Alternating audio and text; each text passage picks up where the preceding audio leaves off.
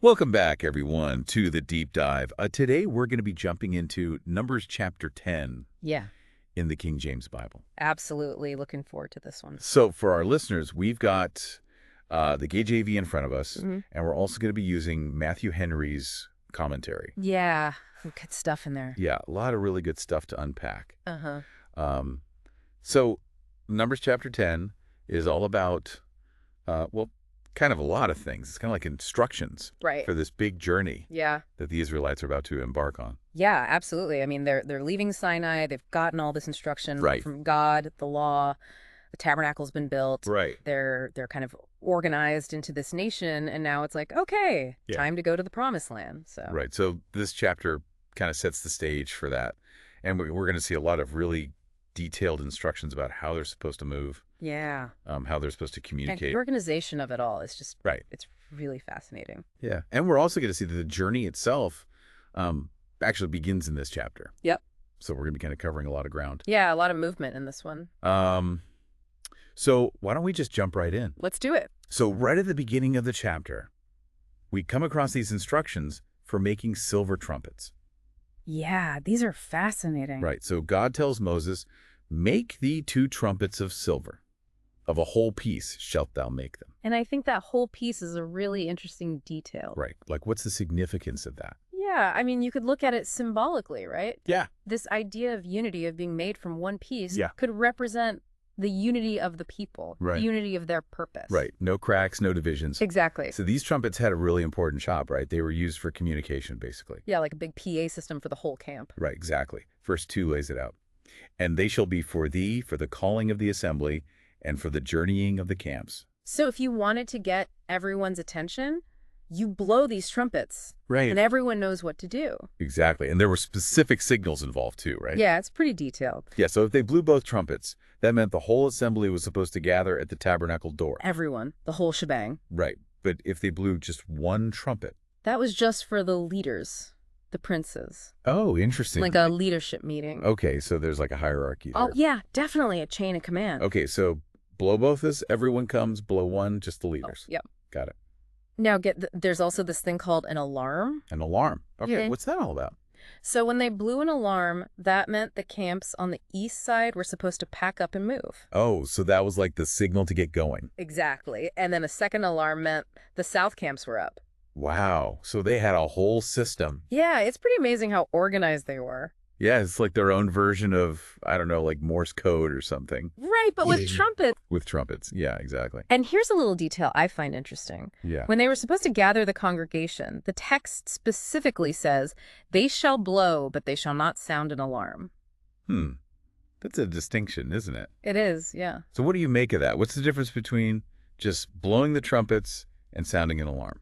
Well, I think the alarm was really about movement. Okay. Like getting ready for battle or, breaking camp and hitting the road. It's more urgent. Right. Whereas just blowing the trumpets was more about gathering, like coming together for instructions or a meeting. Okay, so like a regular meeting versus an emergency meeting. Exactly. Got that.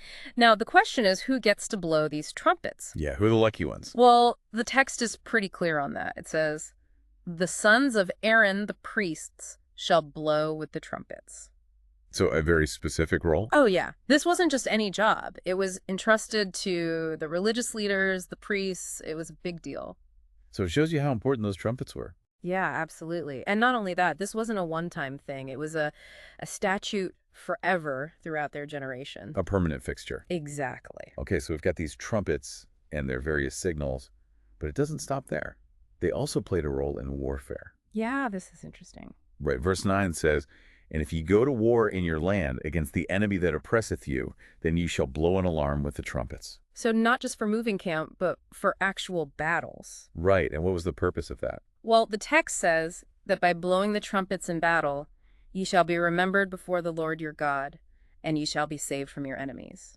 So there's like a way of calling on God for help. Exactly like saying, hey, God, remember us. We could really use some help down here. Right, a direct appeal for divine intervention. Exactly. It's pretty powerful when you think about it. Yeah, it is. It shows how deeply integrated their faith was into every aspect of their lives, even warfare. Absolutely. And, it wasn't all serious business with these trumpets either. Oh, yeah.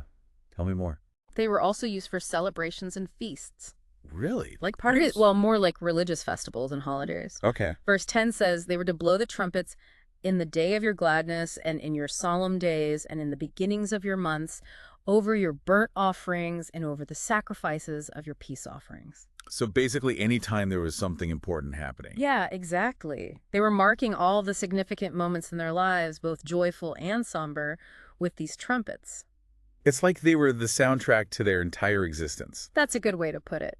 And it's all about acknowledging God's presence in everything. Now, Matthew Henry, in his commentary, he takes this whole trumpet thing to another level. Oh, yeah, he makes some really interesting connections. Yeah, he connects these silver trumpets to the preached gospel. Yeah, he sees a lot of parallels there. Right, so for him, the gospel is like a spiritual trumpet. Exactly. He says it's an alarm to sinners, calling them to repent. Oh, wow. It proclaims liberty to those who are captive to sin, and it gathers people together to worship God. So all those functions of the silver trumpets, the signaling, the gathering, the alerting, he sees those mirrored in the gospel message. Right. And he also emphasizes that the gospel trumpet needs to give a certain sound. A distinct sound, right? Exactly. Which takes us back to those specific signals we were talking about earlier. Yeah, the message has to be clear. Right. It can't be vague or ambiguous. It has to be tailored to its purpose, just like those trumpet blasts had very specific meanings for the Israelites. So those silver trumpets, they weren't just instruments. They were a powerful symbol. Yeah, a symbol of communication, of God's presence, of his guidance. Right, and they played a vital role in the Israelites' lives. Absolutely. They were at the heart of their community. After all this talk about trumpets, the chapter kind of shifts gears. Yeah, we're moving on, literally. Right, the Israelites are finally about to leave Mount Sinai. Time to hit the road. Yeah, they've been there for a while now, right? Almost a year, according to Matthew Henry. So they've had plenty of time to get organized and receive God's instructions. Exactly. They've got the law, they've got the tabernacle, they're ready to go. And the text is very specific about when they left. Oh yeah, very precise. It says, "And it came to pass on the 20th day of the second month in the second year that the cloud was taken up from off the tabernacle of the testimony." So they kept meticulous records. Yeah, they knew exactly when everything happened. Amazing. So that cloud, that was their signal to move, right? Yeah, that was the visible sign of God's presence and guidance. When it lifted, they knew it was time to go. And where were they headed? Well, their first stop was the wilderness of Paran. Okay, so not the promised land just yet. Not quite, but they're on their way. And the text makes it clear that this whole journey was according to the commandment of the Lord by the hand of Moses. Yeah, this wasn't just a random road trip. This was divinely ordained. Absolutely. They were following God's plan every step of the way. Now, the chapter then goes into this incredibly detailed account of how they were supposed to march. It's like a military parade. Right, it's very organized, very structured. Each tribe had its own banner and its own leader. It's like a who's who of Israel. Yeah, and they marched in a specific order. Yep, it's all laid out very carefully. So leading the way was the standard of the camp of Judah. The tribe of Judah, always at the forefront. Right, and they were led by Nahshon, the son of Amminadab. And following them were the tribes of Issachar and Zebulun. So those three tribes formed the vanguard. Exactly. Now, after them came the guys responsible for carrying the tabernacle. The Gershonites and the Merarites. Right, so they were in charge of taking down the tabernacle, transporting it, and setting it up again. Yeah, big job. Right, and then following them was the standard of the camp of Reuben.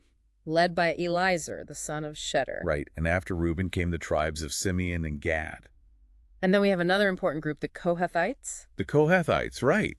They were the ones who carried the most sacred objects, the Ark of the Covenant and all the other holy things. Yeah, at the heart of the tabernacle. Right, and it's interesting how they were positioned in the middle of the procession. Yeah, it's like they were protected on all sides. Right, like a precious treasure being carefully guarded.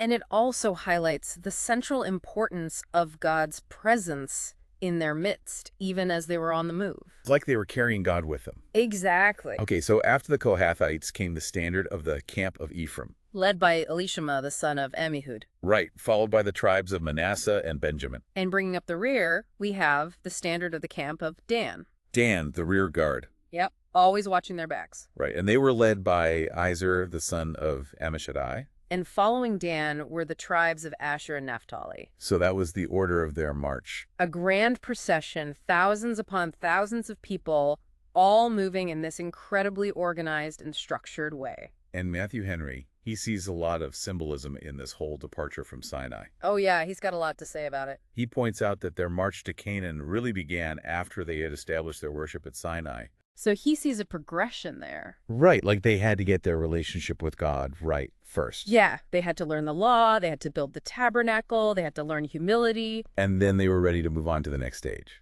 Exactly.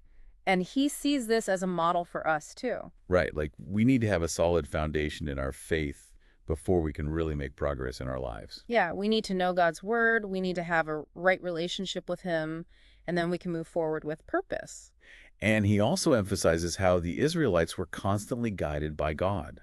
By his word and by the cloud. Right, so they weren't just wandering aimlessly. They had divine direction. And he makes this interesting observation that our journeys in this world are often just a series of wilderness experiences Yeah, one wilderness to another. until we finally reach our true home in heaven. It's a sobering thought. It is, but it's Yeah. also hopeful, right? Yeah, it reminds us that our ultimate destination is not here. It's something to look forward to. Now, in the midst of all this talk about marching orders and wilderness journeys, we get this interesting little story about Moses and his brother-in-law. Yeah, Hobab. Hobab, right? Yeah. So Moses is basically saying, hey, come with us to the promised land. It's going to be great. God has promised us good things. It's like a big family vacation. Right, except it's not really a vacation. It's more like a migration. Yeah, a life-changing journey. Right, and Hobab's initial response is like, no thanks. I think I'll just head back home. Yeah, I can relate to that. Right, the comfort of the familiar. Exactly. But Moses is persistent. He really wants Hobab to come with them. Yeah, and he gives him a very specific reason. Yeah, he says, "Thou mayest be to us instead of eyes." So he's acknowledging Hobab's knowledge of the wilderness. Yeah, Hobab knew how to find water, good campsites, all those practical things that were essential for survival in the wilderness. So it wasn't about Hobab taking over the leadership. No, the cloud was still in charge of the overall direction. Right, but Hobab could provide valuable practical guidance. Exactly. Matthew Henry makes that clear. He says Hobab's role was to advise on the conveniences of their encampments. So it's a good reminder that trusting in God doesn't mean we should ignore practical wisdom. Yeah, faith and common sense can work together. Right. And Moses also promises Hobab that he'll share in all the blessings that God is going to give them. It's a pretty compelling offer. Right. It's like, come join us on this amazing adventure and you'll be part of something truly special. And Henry also points out that sometimes worldly attractions can distract us from his spiritual pursuits. Yeah, like sometimes we get so caught up in the here and now that we lose sight of the bigger picture. Exactly. Okay, so after all this preparation and planning, they finally hit the road, They're on their way. and the chapter ends with this brief account of their journey. Yeah, the first 3 days. Right, it says, and they departed from the mount of the Lord 3 days' journey, and the ark of the covenant of the Lord went before them in the 3 days' journey to search out a resting place for them. So God was literally going before them. Yeah, leading the way, making sure they found suitable places to stop and rest. And the cloud of the Lord was over them by day. A constant reminder of his presence and protection. Exactly. And then we have these two beautiful prayers that Moses prayed. Yeah, short but powerful. Right, when the ark set forward, he prayed, Rise up, Lord, and let thine enemies be scattered, and let them that hate thee flee before thee. And when the ark rested, he prayed, Return, O Lord, unto the many thousands of Israel. It's like he was bookending their journey with prayer. Yeah, starting and ending each day with a direct connection to God. And Matthew Henry sees these prayers as a model for us. Yeah, he suggests that we should begin and end every day and maybe every significant task with prayer. Right, acknowledging God's presence and seeking his guidance. And he also explains that Moses' prayer for God's enemies to be scattered highlights the idea that God's power is all we need to overcome any obstacle. Right, we don't have to rely on our own strengths. We can trust in God to fight our battles for us. And the prayer for God to return to his people emphasizes that our well-being ultimately depends on his presence and favor. Yeah, not on our own efforts or our own numbers. We can't do it on our own. We need God. And Henry concludes this section with a powerful reminder Of God's promise to never leave us or forsake us. It's a promise we can cling to no matter what wilderness we're going through. Absolutely. So there you have it, Numbers chapter 10. A chapter full of instructions, organization, and movement. And a chapter that ultimately points us to the importance of God's presence and guidance in our lives. It's a great reminder that wherever we're going, God is with us. So as we wrap up this deep dive, I want to leave you with a question to think about. Yeah. What are the trumpets in your life? What are the things that guide you, that direct you, that help you stay on course? That's good. And how do you know you're listening to the right trumpets? How do you discern God's voice in the midst of all the other voices clamoring for your attention? Yeah, that's something we all need to be thinking about. And in our modern world, what does it look like for God to go before us? How do we experience His presence and guidance in our everyday lives? It's a question worth pondering. It is. Thanks for joining us on this deep dive into Numbers chapter 10. It's been a pleasure. We'll see you next time. Until then. Bye. Take care.